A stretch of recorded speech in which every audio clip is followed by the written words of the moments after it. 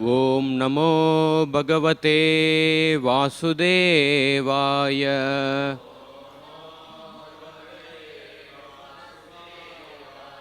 ओम नमो भगवते वासुदेवाय।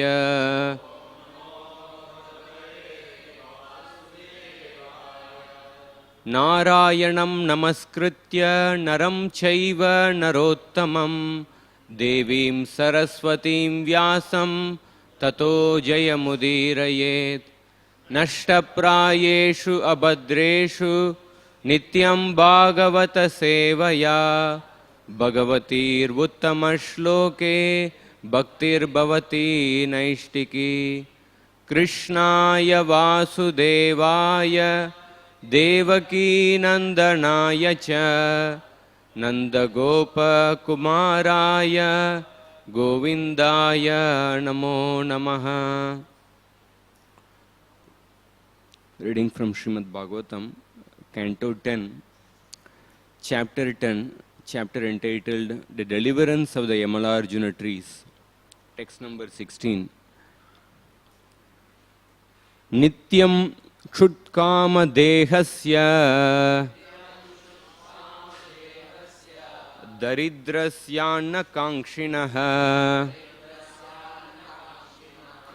इंद्रियाण्यनुशुष्यन्ति हिंसापि विनिवर्तते। नित्यं क्षुत्क्षाम देहस्य दरिद्रस्यान्न कांक्षिणः इंद्रियाण्यनुशुष्यन्ति हिंसापि विनिवर्तते। नित्यं क्षुत्क्षाम देहस्य दरिद्रस्यान्न कांक्षिणः इंद्रियाण्यनुशुष्यन्ति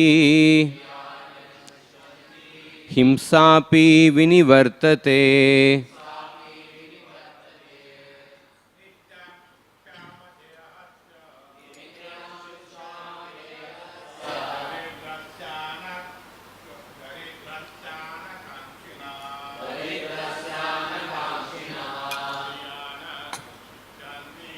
इंद्रियाण्यनुशुष्यन्ति हिंसापि विनिवर्तते।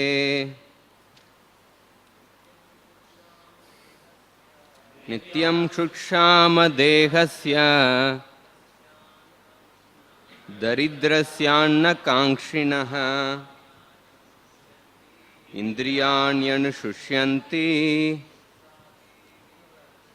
हिंसापि विनिवर्तते। माताजी।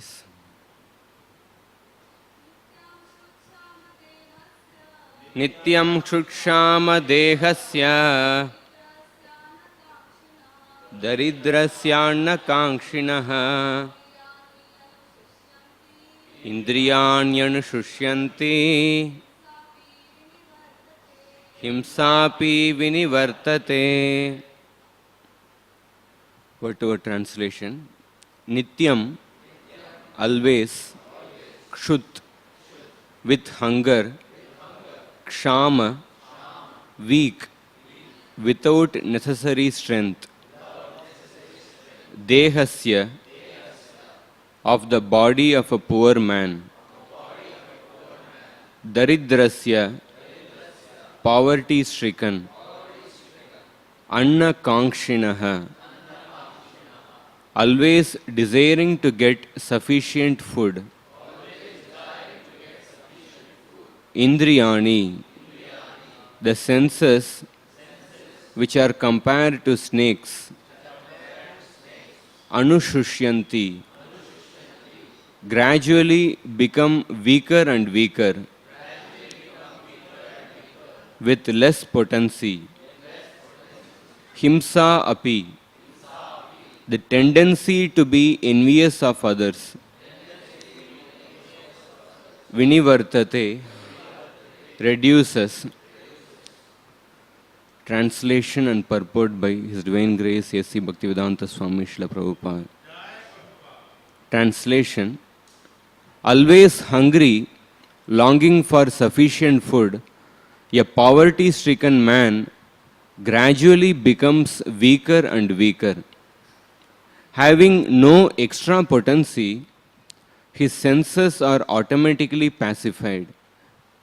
A poverty-stricken man, therefore, is unable to perform harmful, envious activities.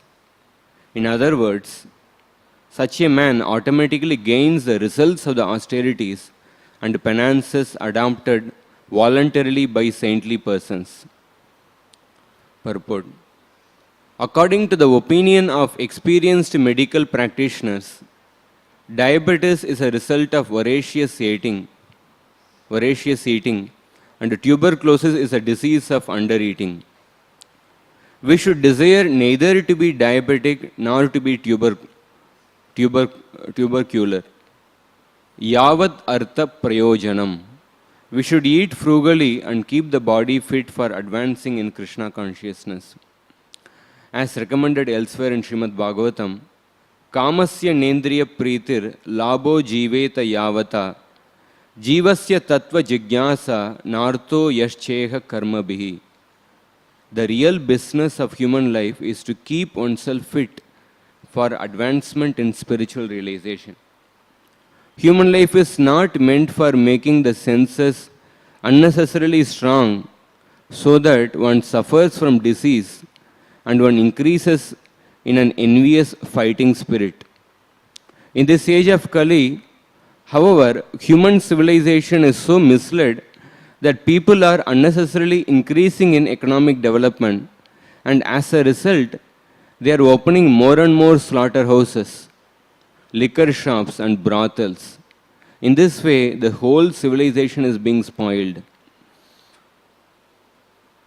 Oma Jnana Timirandasya Jnananjana Shalakaya Chakshuron Militam Yena Tasmai Shri Gurave Namaha Namo Om Vishnupadaya Krishna Preshnaya Bhutale Srimate Bhaktivedanta Swami Nitinamine Namaste Saraswati Deve Gauravani Pracharine Nirvisesha Shunyavadi Paschatya Deshatarine Jai Shri Krishna Chaitanya Prabhu Nityananda Shri Advaita Gadada Srivasadi Gaura Bhakta Vrinda Hare Krishna Krishna Krishna Hare Hare Hare Ram Ram Ram Hare Hare.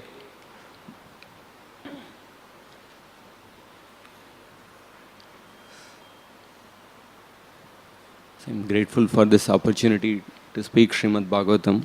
I hope I'll be able to speak something inspiring for the devotees. Especially the last 2 weeks, we heard so many wonderful classes starting from Nityanand Prabhu, Rohini Priya Prabhu, Govind Prabhu, and so many other devotees, really inspiring. So I'll just try to share something which is inspiring for me from this section. So we see this particular story begins with Parishit Maharaj asking this question to Shukdev Goswami. How is it that even Narada Muni became angry with his two sons of Kuvera, Nalakuvar and Manigriv, and he actually cursed them? So in response, Shukdev Goswami begins the story by saying how when this Nalakuvar and Manigriv, they were actually elevated to the position of being the associates of Lord Shiva. And then, because of false pride, they were actually enjoying with other women, other girls in the Mandakini Ganga. So at that time, when they were actually enjoying with these girls, so Narada Muni comes there. When Narada Muni comes there, so immediately the heavenly damsels, they became afraid of being cursed by Narada Muni, and then they covered their bodies and then they go away. But Nalakuvar and Manigriv, they actually like they were so much intoxicated with liquor and with pride that they did not actually cover their bodies, they continued to remain there. So let us just try to, because I was just thinking about it, the devotee spoke about it, but I'll just try to again repeat. Like, if you see this particular instance of this, the heavenly women, heavenly girls, they actually covered their bodies when they saw Narada Muni being ashamed and being afraid of being cursed. But Nalakur and Manigiri, like they did not cover their bodies. If you see in the Srimad Bhagavatam 11th canto, Shukdev Goswami explains, he actually talks about like three kinds of devotees. Kanishtadhikari, Madhyamadhikari and Uttamadhikari. So he says, when he talks about Kanishtadhikari, he says, Archayam eva haraye, Pujam ya shraddaye hate, Natad bhakteshu chanyeshu sa bhakta prakrita smritaha. He says, a Kanishtadhikari is one who actually worships the Lord with great devotion, or worships the Lord in the temple, but does not deal with the devotees properly. Such a devotee is called as a Kanishtadhikari. So actually, when we see this particular definition of Kanishtadhikari, it is not just actually limited to only to the deities, it actually applies to even other aspects of devotional service. It actually applies even not only to the deities, it applies to the spiritual master, it applies to the holy place, it applies to the holy day. The principle is being highlighted. So, Kanishtadhikari is defined as one who worships the Lord but does not respect the devotees properly.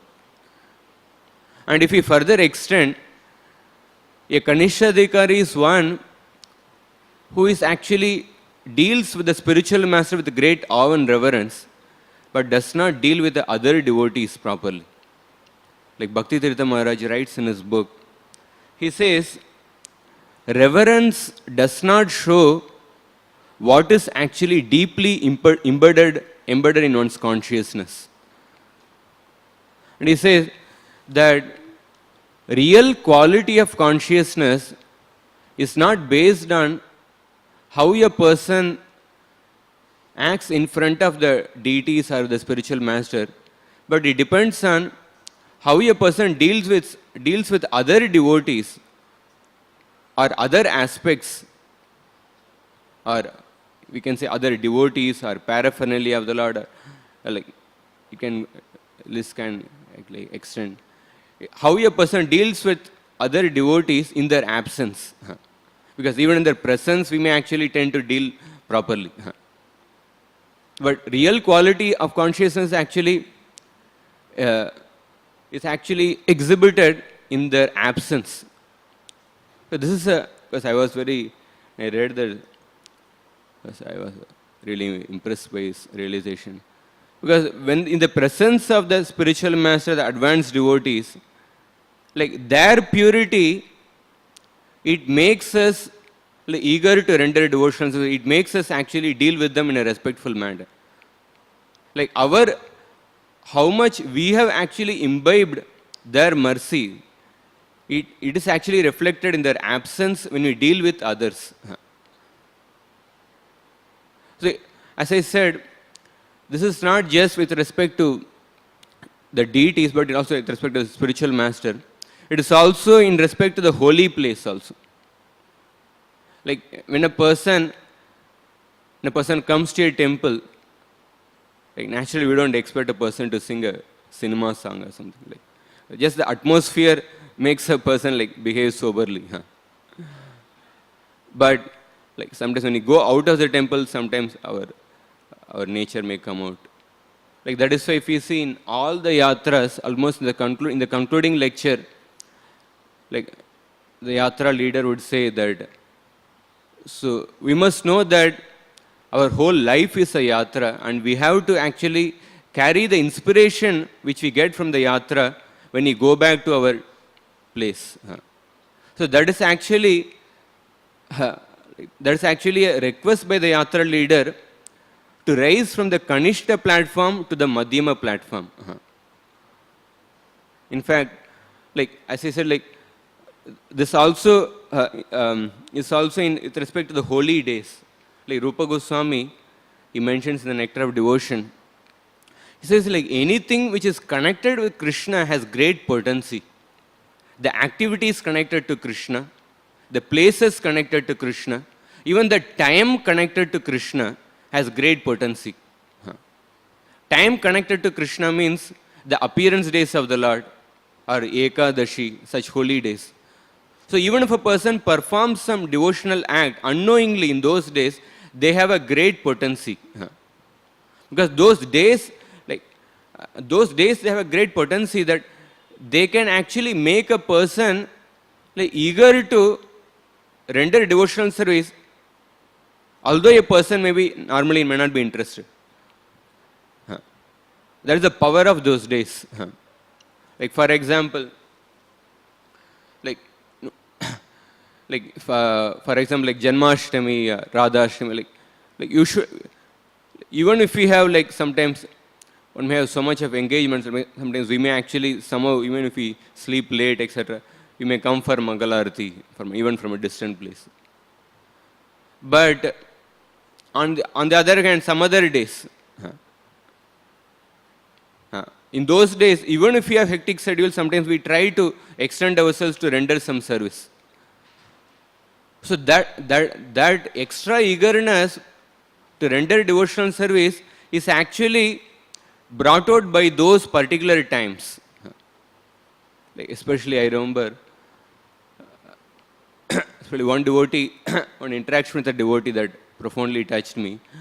Like some time back, we were asking one devotee that we have decided that you should actually offer Gaurarati and Gaur Purnima.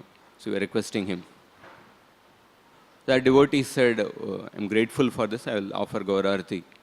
But then he just paused before that, he just made a comment. He said, like it is easy to offer Gaurarati on Gaur Purnima, on the appearance day of Gaurang Mahaprabhu, in front of like 4,000 devotees. But it's like more difficult to offer Gaurarati maybe on normal days and like when there are less devotees during yatra, stay back or something like that you may just mention.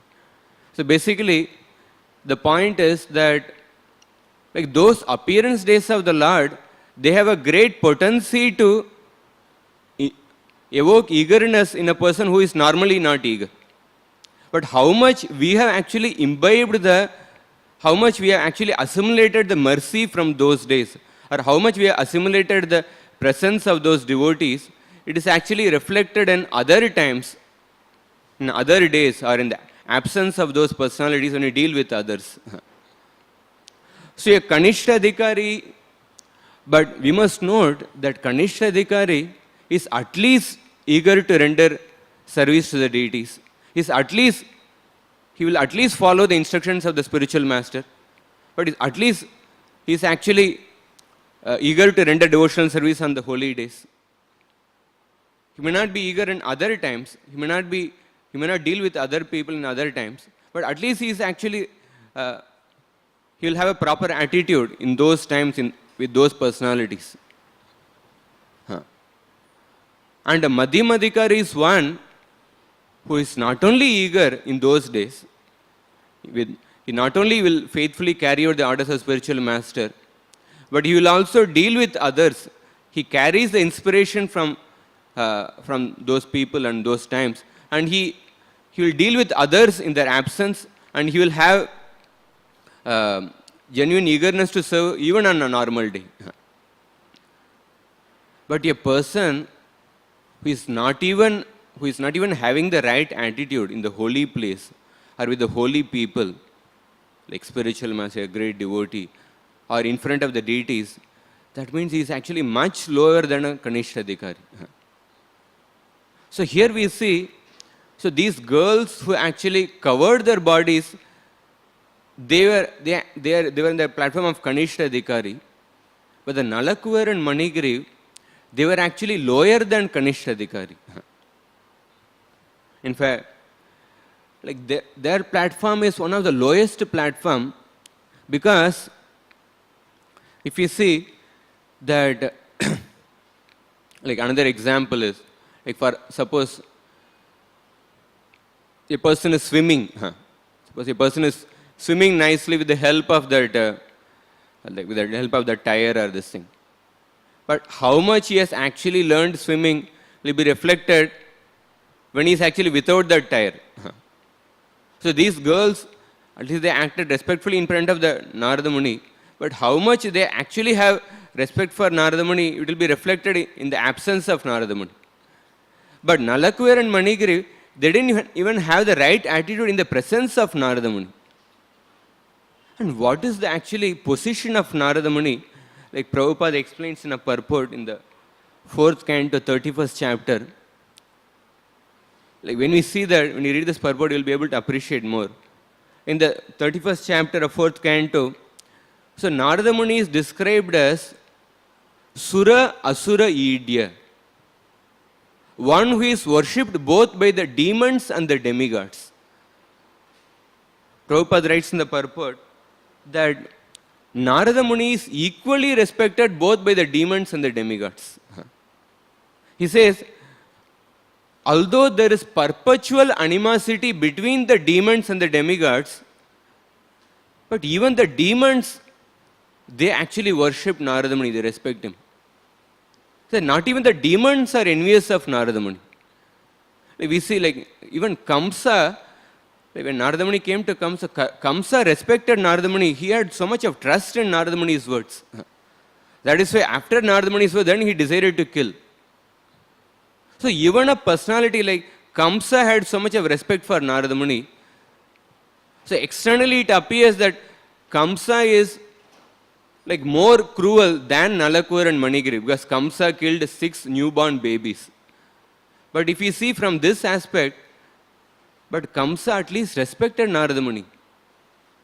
But in the case of Nalakuvar and Manigiri, they may not have performed some cruel activities like killing a newborn babies. But if we see from this aspect, like Nalakuvar and Manigiri, they were actually worse than Kamsa, because they didn't have the right attitude towards Narada Muni. So Nalakuvar and Manigiri, they were not just below Kanishka Adhikaris, they were like, in one sense, they were in the lowest platform.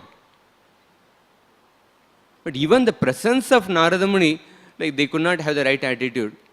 But the mercy of Narada Muni is such that, like he elevated Nalakuvar and Manigiri from that platform to the platform of Prema Bhakti. Like that is actually the mercy of a devotee. It said,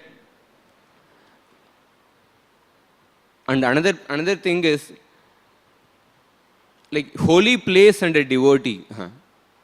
In the 1st canto, the sages of Naimisharanya, they speak this verse, Yatpada Samshraya Suta Munaya Prashamayana Sadhya Punantyupasprishta Swardunyaponu Sevaya. They say that the association of the devotees, when a person even thinks of the devotees, one becomes immediately purified. On the other hand, even direct contact with the Ganges, it only purifies a person after prolonged use. So Vishwanath Chakravarti writes this point. Like in the case of Ganges, in order to get purified, one has to be directly in touch with the Ganges. One has to either see or one has to, of course in the 5th canto, another verse describes that even by remembering the holy rivers one can get purified. But still, here in the 1st canto, here the comparison is made. But here in Vishwanath Chakravarti mentioned that one has to be in direct contact with the Ganges to get purified. On the other hand, even if a person thinks of a devotee, one can actually get purified. So here, Nalakuvar and Manigiri, they were in contact with the Ganges and they were in the direct presence of Narada Muni, but still they didn't have the right attitude. So we can see what is the position of Nalakuvar and Manigiri. And so this, as Nityananda Prabhu pointed out, so basically Narada Muni was concerned with their attitude of pride. So Nalakuvir and Manigiri is like extreme example of pride. They were actually in one sense lower than Kamsa. And we have another example, we can say another extreme example of pridelessness. Like in the case of Srimad Bhagavatam, like Srimad Bhagavatam always gives extreme examples, like extreme examples of austerity. I remember in one lecture, Randranath Maharaj was mentioning, like it was like somebody is proud of performing like austerity, like Nirjala Ekadashi, Chaturmas, etc. One should think about Dhruva Maharaj. Dhruva Maharaj considered even breathing to be a sense gratification. So similarly, like Bhagavatam always gives extreme examples. So he was saying that if you want to compare, like we have to compare with the personalities in the Bhagavatam. Just like even like sometimes when some advertisements come, like if there is advertisement for a car, so they show the car, how this car is running on a like mountain where the roads are like very poor, but still the car is having this much mileage and car is unaffected even though it is actually runs on a mountain. So such advertisement is given to show that if a car can run in a good condition, in a good speed, even in a place like a mountain where the roads are not proper, so definitely a car will run normally on a good road, something. So similarly, like basically the point is like Bhagavatam gives extreme examples. So another example of pridelessness, it comes in the third canto. So especially if you see this example in connection with the first verse spoken by Narada Muni, it is more, you can appreciate that. Like Narada Muni, as Queen Kunti says that Janmaishwarya Shruta Shribir Yedamana Madapuman Naivarhat Abhidatum Vai Tvam Akinchana Gocharam.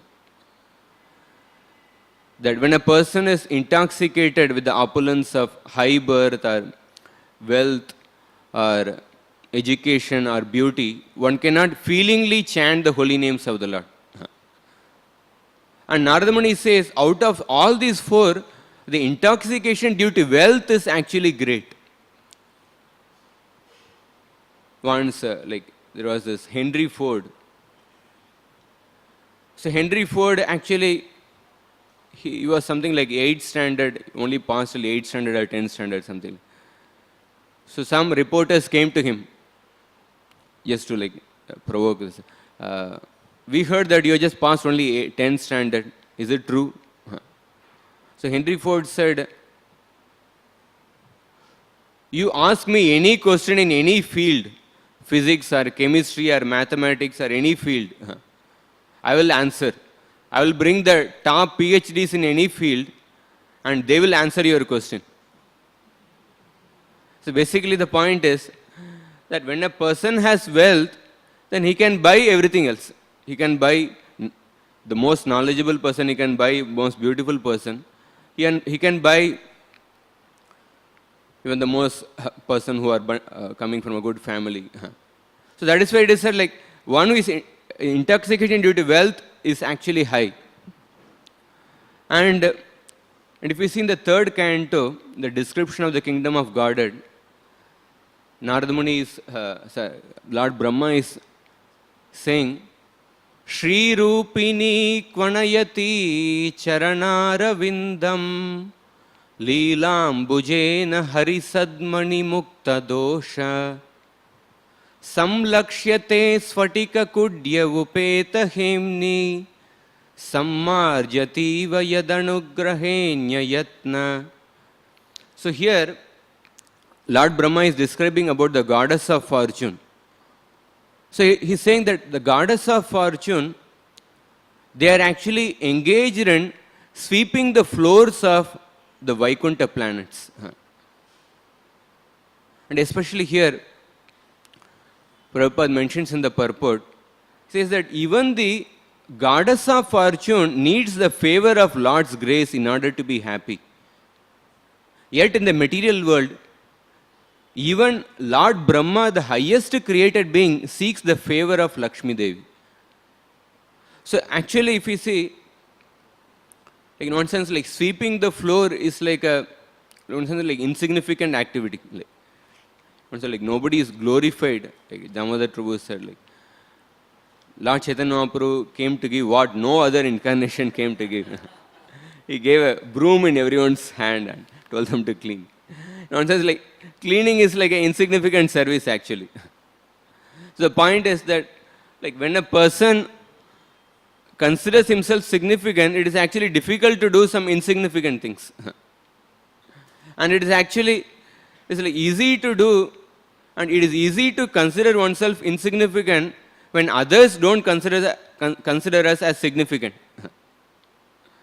But when others consider us as significant, that time to consider us as insignificant and to do the insignificant thing, that actually requires real pridelessness. So here Prabhupada mentions, even Lord Brahma, the highest created being, seeks the favor of Lakshmi Devi. But the Lakshmi Devi, like she is engaged in brooming the floors, sweeping the floors. And especially another point Prabhupada mentions is that actually there is no dust in the Vaikuntha planets. Like even in sweeping, at least if a person has collected so much of dust, there is something to be proud of. Oh, proud about, like I have collected so much of dust. So here Lakshmi Devi cannot even be proud of saying that, oh, I have collected so much of dust.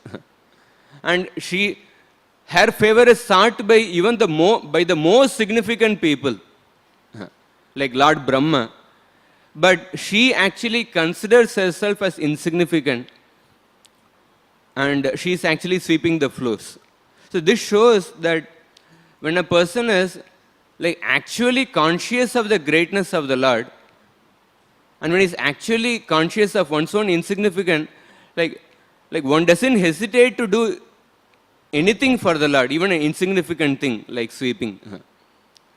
So again, this is actually a symptom of love of Godhead, which Rupa Goswami mentions in the 9 symptoms of Bhava Bhakti, like Mana Shunyata. So Lakshmi Devi is one of the example of like extreme example of pridelessness. And another important thing is, like one may say, like if you see this pastime, because this Nalakur and Manigiri, they were like proud, Narada Muni decided to actually curse them as trees, to remove their opulence. So one may say that, okay, if we are humble, then maybe our opulences will not be taken away. But the point is, like even if a person is humble, like even if a person is completely surrendered, then also the opulences will be taken away. Like the other day, Rajivihari Prabhu quoted this verse in the first canto, just few verses before. In the first canto, when Arjuna is returning to Hastinapur, so Yudhishthira Maharaj asked so many questions that you look so morose. What is the reason for your moroseness? He's asking, is it because that you didn't give shelter to any women who approach? Is it because you didn't treat a guest properly?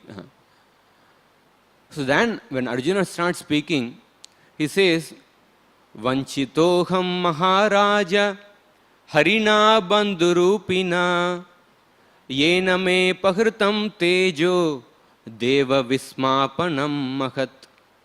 He says that the Supreme Personality of Godhead, by whose mercy I had so much of powers that I could even astonish the demigods of heavenly planets, that Supreme Personality of Godhead has left this planet. So that is why actually I'm in a distressful condition. So there, Prabhupada writes in the purport that he says that Arjuna had so much of powers that it astonished even the demigods of heaven. Because of that, he could actually defeat so many generals in the Kurukshetra war. As Akinjan told the story. But that Arjuna was defeated by some infidel cowherdmen. So Prabhupada says that even powers and opulences, if they can be withdrawn even from a great devotees like Arjuna, then what to speak of some insignificant figs? Like what to speak of us? Like if the powers can be withdrawn even from Arjuna, when they are no longer needed for the service of the Lord, then what to speak of ordinary people? So Arjuna is not a proud person. He was completely surrendered to the Lord. But even from him, actually the powers were withdrawn by Krishna when they were no longer needed for the service of the Lord. So then, what to speak of us? So one may say, okay, if you are humble, then Nalakuvar and Manigiri, they were actually proud, so the opulences were taken away from them. Okay, if you are humble, then maybe opulences will not be taken away. So the point is like, even if you are humble and surrendered, that still it will be taken away when they are no longer needed for the Lord's service. So therefore, Prabhupada writes in the purport, so therefore, the best use of all the opulences to actually engage in the service of the Lord. So, like I read a beautiful verse, of course, I wanted to tell before, about this Lakshmi Devi brooming. I read a wonderful verse in the 5th canto, in the Bhadrashravasa, who is the leader of the Bhadrashva Varsha. He is offering prayer to Hayasirsha, Lord Hayagriva. In the Jambudvipa, there are 9 tracts of land. One of the tract of land is called Bhadrashva Varsha. So Bhadrashravasa, he is offering prayer. Namo Dharmaya Atma Vishodhanaya. He says, you are actually the source of all the religious principles, and you also purify the contaminations of the Atma. It's a very beautiful verse. He says, like, Lord is not only the source of religious principles, he not only comes to establish the religion, not only speaks the Gita, but he is also purifier of the Atma. He is actually he is performing the task of cleaning of the hearts of every living entity. I remember in one class, Gaur Gopal was sharing that actually our heart is worse than a septic tank. It is said like nobody actually loves himself in the privacy because we know what is our heart. So, nonsense, like Lord is actually performing the role of a Bangi. So, this is actually the greatness and the sweetness of the Lord, that he not only speaks the religious principles, but he is also performing the act of cleaning the hearts of every living entity. So, coming back, so we talked about the greatness of Lakshmi Devi as an example of pridelessness. And another example, another devotee of Lord Shiva, again in the 5th canto, it is described that Lord Shiva is the leader of the Ilavrita Varsha, which is the center of Jambudvipa. And it is described that Lord Shiva, he is surrounded by 10 billion maid servants and Parvati. And he is the only male in the region of Ilavrita Varsha.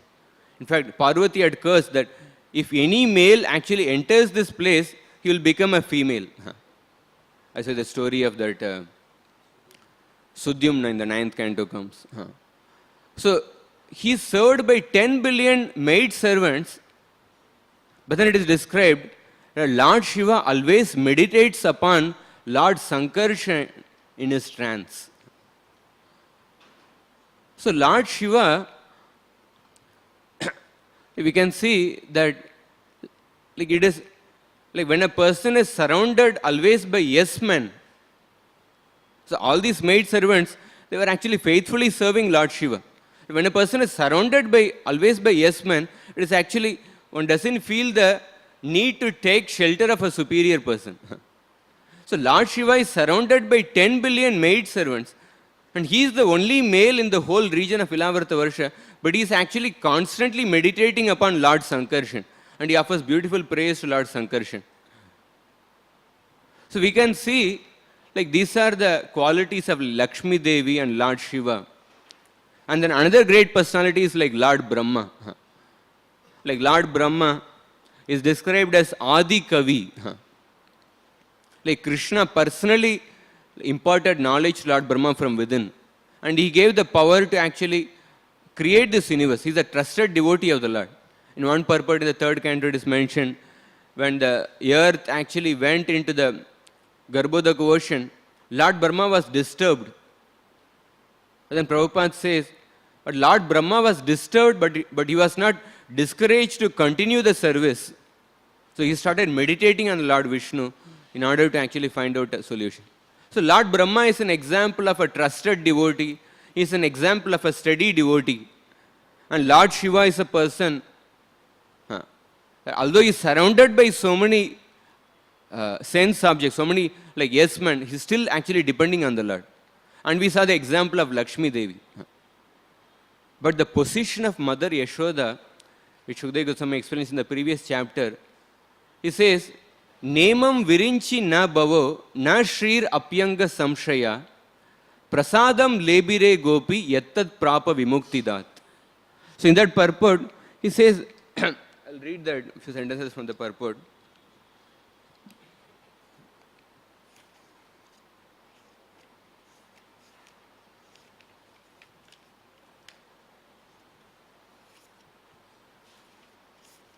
So Prabhupada says, this is a comparative study between Mother Yashoda and other devotees of the Lord. So we saw the greatness of Lakshmi Devi, Lord Shiva and Lord Brahma. And he says, although Krishna is he says, the only Supreme Master is Krishna and all others are his servants. Although everyone is Bhritya, and although Krishna has the quality of becoming subordinate to his Bhritya, the position of Mother Yashoda is the greatest. So here Mother Yashoda's position is compared with Lord Brahma and Lord Shiva and Lakshmi Devi. So we see like Krishna is performing this Damodar Leela, and Mother Yashoda's love is so intense that one must understand that like in Vrindavan, Krishna actually exhibited his greatness.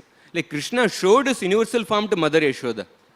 But even after seeing the universal form, Mother Yashoda is actually thinking that, oh, maybe something wrong with my child. He's got some disease. So her love is so intense that although Krishna exhibited his greatness in the form of showing the universal form, but still Mother Yashoda considered Krishna to be her own child. So like, this is even after seeing the greatness, like Arjuna also saw the universal form of Lord Krishna, but then after seeing that, he started begging forgiveness from Krishna. But Mother Yashoda, even after seeing the greatness, universal form, still her love was so intense that she considered Krishna to be her child. So Krishna is actually reciprocating, reciprocating with the love of Mother Yashoda. And we heard that how, like Rajavari Prabhu spoke, that how Lord Krishna gave up the 8 opulences in this Damodar Leela. So he gave up so many opulences of the Bhagavan, Atma Rama, Apta Kama, Trigunatita, etc. But one opulence he did not give up is, he did not give up the opulence of being Bhakta Vatsal. He gave up his opulence of being the Supreme Personality of Godhead, but he did not actually give up the opulence of being Bhakta Vatsal. In fact, the 7th canto, when Hiranyakashipu is speaking, he is saying that Tasya Tyakta Swabhavasya Guner Maya Vanaukasa Bhajantam Bhajamanasya Balasyeva Stiratmanaha. He is criticizing Lord Vishnu. He is saying that the Supreme Lord, he has actually given up his natural quality of being impartial, and he has become partial to the demigods, like an ordinary child. When he gets sweets from somebody, he actually, child is like affectionate to that person. So he is criticizing the Supreme Lord. But Prabhupada writes in the purport, actually, Hiranyakashipu is criticizing this quality of Krishna being partial to his devotees, but actually the highest quality of Krishna is actually Bhakta Vatsal. So Krishna might have given other opulences, but he did not give up this opulence of being Bhakta Vatsal. And like so much so, it is not that Krishna just became bound by Mother Yashoda, Krishna, he's exhibiting this opulence of Bhakta Vatsal even towards Narada Muni. It is not that Krishna is reciprocating only with the Vrindavan devotees. Narada Muni is a person who actually attained perfection by Vaidhi Bhakti. So he is actually remembering the curse of Narada Muni. And we can see the Bhakta Vatsal aspect of Krishna towards Yashoda. And we can see the Bhakta Vatsal aspect of Krishna towards Narada Muni. And we can see the Bhakta Vatsal aspect of Krishna towards anybody who is even cursed by Narada Muni. So this is, we can see like this aspect profoundly in this section. And coming to this point of like Narada Muni cursing Nalakuvar and Manigriv, like he is actually giving a heavy curse that you become trees. But so he's in an angry mode. But if we see the anger of a pure devotee and an ordinary soul, like Krishna says in the Gita, Krodhat bhavati sammoha smriti vibhramaha. Smriti bramshat buddhinasho buddhinashat pranashyati. So he says, when a person becomes angry, then he becomes completely deluded. Sammohat, Krodhat bhavati sammohat smriti vibhramaha. Then a person loses memory and then he completely falls down. He actually loses all the intelligence and memory. Usually, when we become angry, we forget all the philosophy which we have heard. But here, like Narada Muni, before cursing, he's actually speaking all this philosophy about the bodily conception. Like this shows actually Narada Muni's anger is actually in the transcendental platform. And like there is another example, it's a beautiful example in the 4th canto of another personality's anger. It is described that when Prithu Maharaj, when he became the king, all the citizens approached Prithu Maharaj that like we are very hungry, we are not getting any food grains to eat, we are performing all our duties, but then earth is not producing any food grains. So then Prithu Maharaj became angry, and it is said that his anger was like the anger of Lord Shiva exhibited at the time of annihilation. And he desired to actually attack Mother Earth. Mother Earth took the form of a cow, actually, like the past time goes. But here Prithu Maharaj is angry like the Lord Shiva. But then it is explained that before becoming angry, Prithu Maharaj contemplated for a long time, then he became angry. Then he understood, oh, Mother Earth is the actual cause. She is not actually giving the food grains. And then he decided to attack Mother Earth. Especially the beautiful description comes, Radhanath Maharaj points out in a class that like Prithu Maharaj's anger described that Prithu Maharaj's eyes were compared to the eyes of a early morning sun. Like usually when a person becomes angry, if that anger is arising out of the mode of passion, like we don't want to look at the eyes of the person. It's not attractive actually. But the eyes of the early morning sun, like people go to see it's like so attractive and beautiful to look at. So because Prithu Maharaj's anger was in the transcendental platform, it is described like his eyes were compared to the eyes of an early morning sun. So here Narada Muni, his anger is completely on the transcendental platform.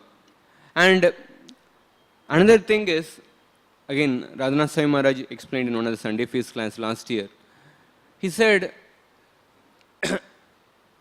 he talked about this point of like imitating the great souls. Like Narada Muni is cursing Nalakuvar and Manigriv.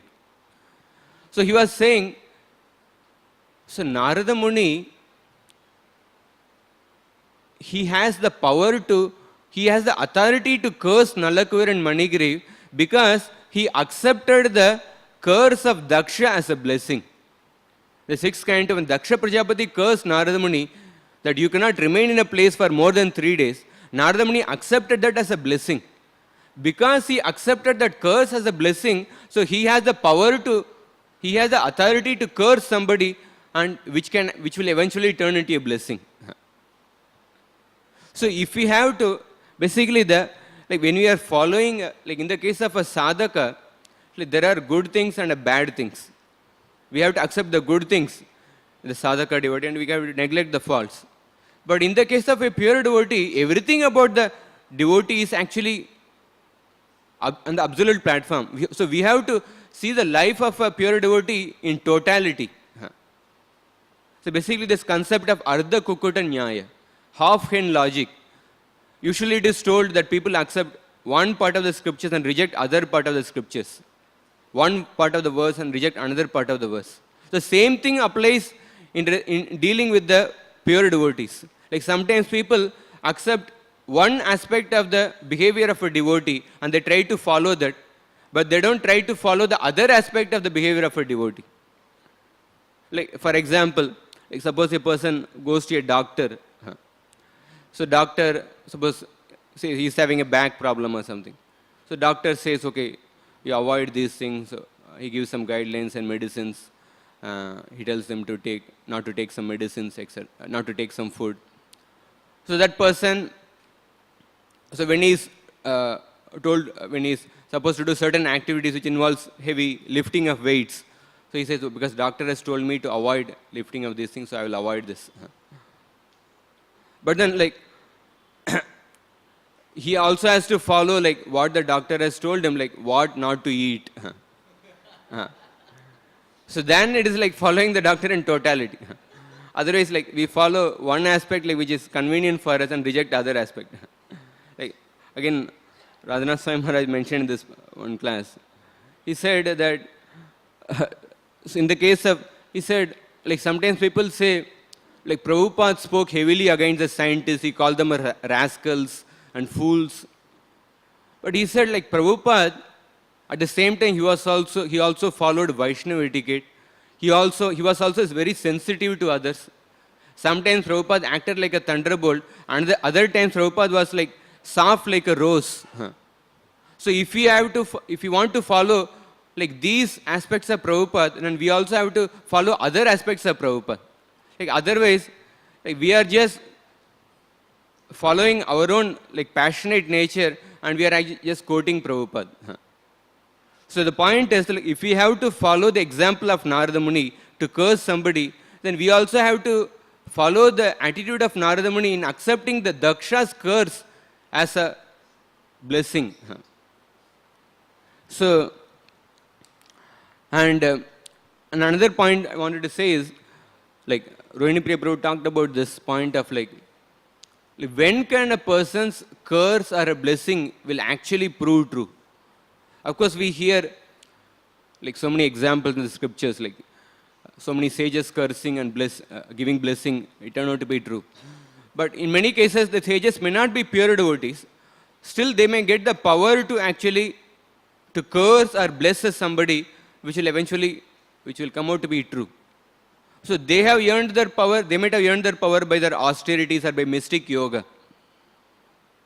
So in Kali Yuga, definitely we don't have that. We don't have the capacity to perform that. But if you see from the spiritual aspect,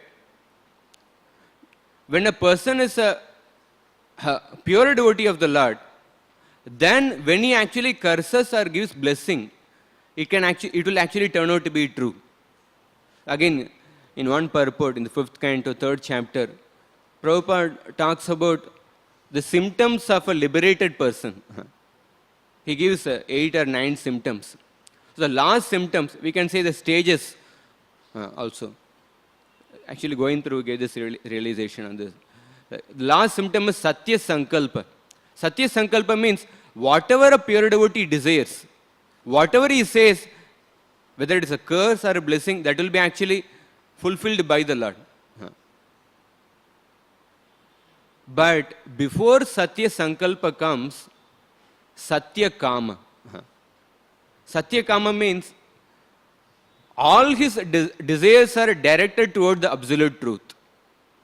So before coming to the stage of Satya Sankalpa, one has to come to the stage of Satya Kama. All his desires should be directed toward the absolute truth. So when a person is Satya Kama, then he can actually become Satya Sankalpa. Many times, sometimes a devotees say, like, I want to do this service only for the pleasure of the Lord. I want to do this service. I want to do the service for the Lord. Why the Lord is not fulfilling this? I want to distribute so many books, but then after all, I'm engaged in this mission only. Why it's not happening? So the point is that we are not Satya Kama. So when a person is Satya Kama, then Lord actually empowers him to the stage of Satya Sankalpa. So without becoming Satya Kama, when a person is Satya Sankalpa, it is actually risky. Because we also have many material desires. So if the Lord may fulfill a particular desire, but then because we also have material desires, so we may actually go in the wrong direction after that. So because Prabhupada was Satya Kama, so whatever Prabhupada desired, Krishna fulfilled. Prabhupada said, like, the bus conductor, they said, like, there are thousands of temples, thousands of devotees, only time is separating them. And outside Bharati Vidya Bhavan, he said, we should have a temple here. So whatever he desired, it was actually fulfilled by the Lord because he was Satya Kama. Like Govind was saying that when Prabhupada went to America, he wrote that poem. It's like how this people of America, they are in the modes of passion and ignorance. Like usually, like when we go to such a place, we are actually affected by this atmosphere. Like when we go to a comfortable place, we become affected by that. I say like, usually when we are used to like certain comforts, like when people go to America, it becomes difficult to again come back to India because we are used to the comforts. So we become affected by this thing, but Prabhupada's vision was completely different because he was Satya Kama. Because he was Satya Kama, so all his desires were fulfilled. Satya Sankalpa.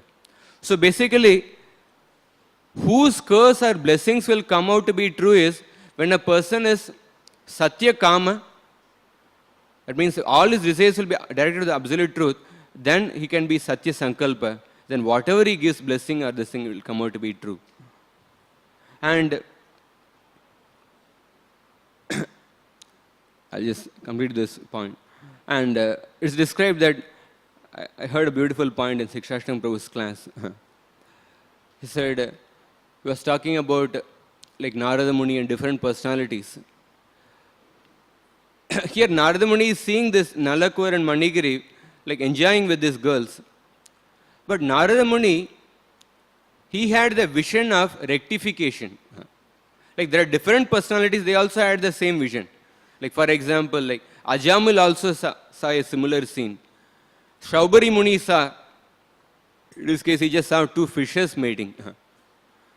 But they, after seeing that, they actually went to enjoy. But Narada Muni, his vision was he had the vision of rectification. And Shukadeva Goswami, like he also saw some naked girls bathing, but then he had the vision of indifference. So he was making the point, like depending on the internal purity, that actually alters the vision. Like internally when a person is not pure, so when we see certain things, so that will actually lead to the principle of enjoyment. But when a person is internally pure, then even though a person may see particular thing which may actually agitate, but he'll completely unaffected by that. So that is why we see like this quality of Narada Muni has this quality because he has taken shelter of the Lord. There's a beautiful prayer offered by Narada Muni to Naranarayan Rishi in the Bharatvarsha. It comes in the 5th canto, 19th chapter. He offers a beautiful prayer. He says, Kartasya sarga dishiyo na badyate na hanyate deha gatopi daihikai drashturna drygyasya gunair vidushyate tasmai namo asakta vivikta sakshine.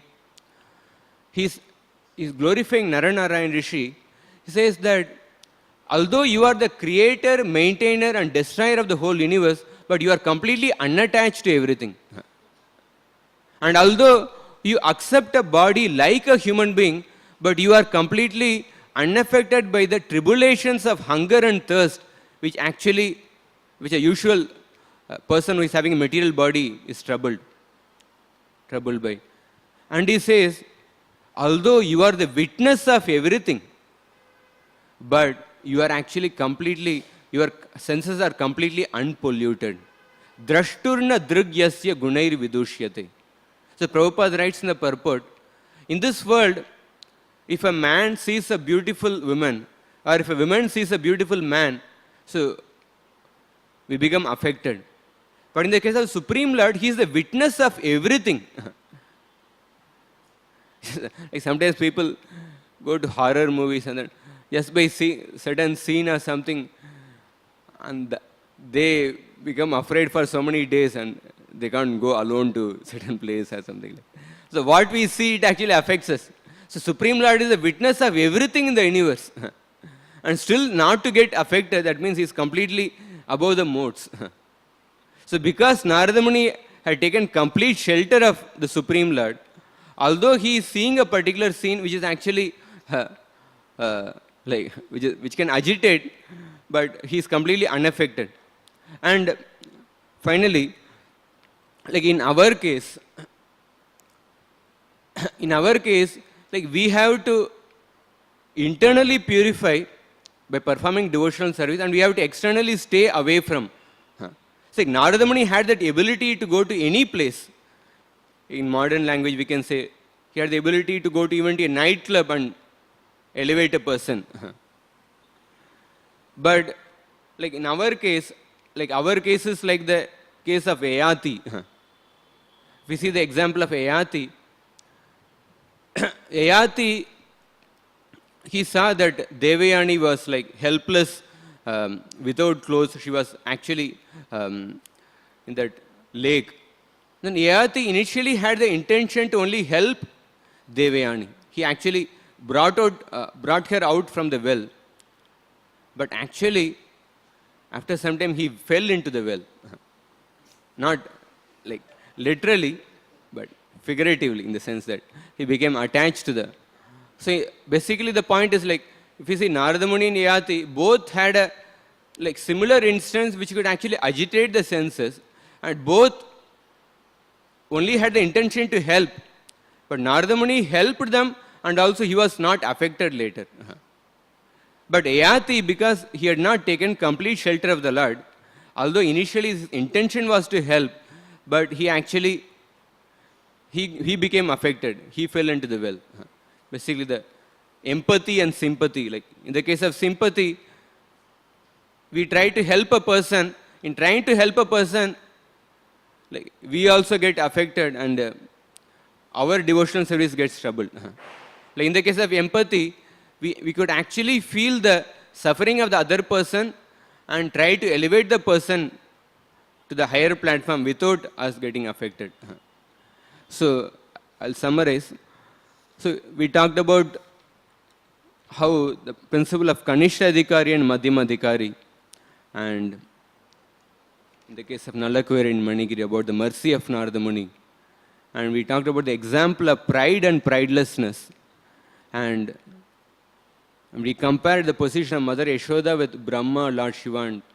And we saw that how Lord, although Krishna is reciprocating with the intense love of Mother Yashoda, at the same time he is reciprocating with Narada Muni, and even those people who are actually cursed by Narada Muni. And we talked about the anger of great souls and the vision of Narada Muni. So I think I'll stop here. Grantara Srimad Bhagavatam ki jai, Srila Prabhupada ki jai.